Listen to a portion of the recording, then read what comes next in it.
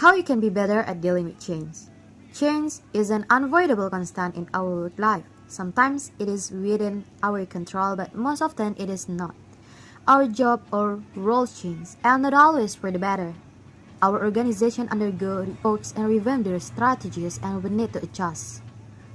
Fortunately, there are ways to adapt, to deal with your change, and even to take advantage of it.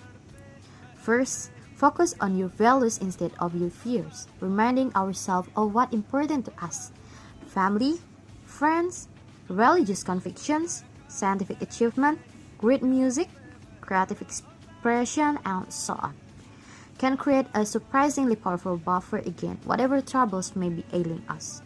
In a series of studies spanning more than a decade, researchers led by Geoffrey Cohen and David Sherman have shown how people of all ages in a range of circumstances, from new school and new relationships to new job, can strengthen their minds with a simple exercise, spending 10 minutes writing about a time when a particular value you hold has positively affected you.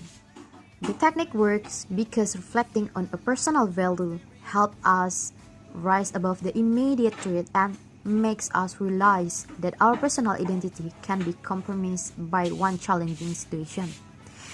And the second one is accept the past but fight for the future. Even though we are never free from change, we are always free to decide how we respond to it. Viktor Frankl championed this idea after returning home from 3 horrific years in Nazi death camps. He discovered that his mother, brother, wife, and unborn child were all dead. Everything in his life had changed.